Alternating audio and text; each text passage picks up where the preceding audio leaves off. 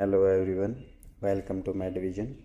In today's video, we will learn how to identify cardiomegaly on chest X-ray using a simple and professional method. We will cover a normal chest anatomy, cardiothoracic ratio, important anatomical landmarks, and a simple trick to diagnose cardiomegaly in a second. So let's begin. What is cardiomegaly? Cardiomegaly means enlargement of the heart. It is not a disease itself, but a sign that may occur due to conditions like hypertension, heart failure, valve disease, cardiomyopathy, or long-standing lung disease. One of the earliest imaging methods to detect cardiomegaly in a chest X-ray. Before checking cardiomegaly, we must identify some important anatomical structures on chest X-ray. I had discussed in previous chest X-ray video all details about these structures, about the trachea should be in midline, and the entire right lung, the entire left lung, and the cardiac silhouette or the cardiac shadow, and the diaphragm, and the whole thoracic cage. Now focus on the heart borders. The right side part for superior vena cava and the ascending aorta, and the right border on the right atrium. This part is a aortic notch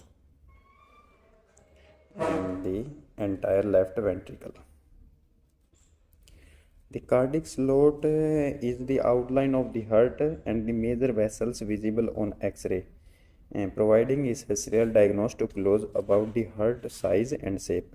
A normal slot usually 50%. And this size is usually 50% of chest width on posterior anterior film, help to detect enlargement, cardiomegaly, effusion or masses. This size is 50% of total thoracic cage. And let's assume the wall size is 100.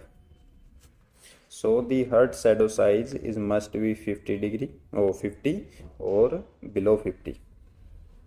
It's around 45, 40. It's a normal size, but below 50.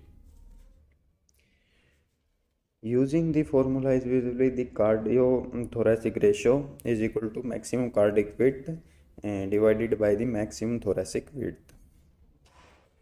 So as we talking about if the cardiac width is more than 50% of thoracic width on posterior anterior chest X-ray, it suggests cardiomegaly. And one of the important point is this calculation measured on PA chest view, not AP chest view, because the true anatomical marks of heart on PA chest X-ray. So this is the commonest method used to measure cardiomegaly, and important how to calculate a cardiothoracic ratio. This is easy and very simple method used to measure.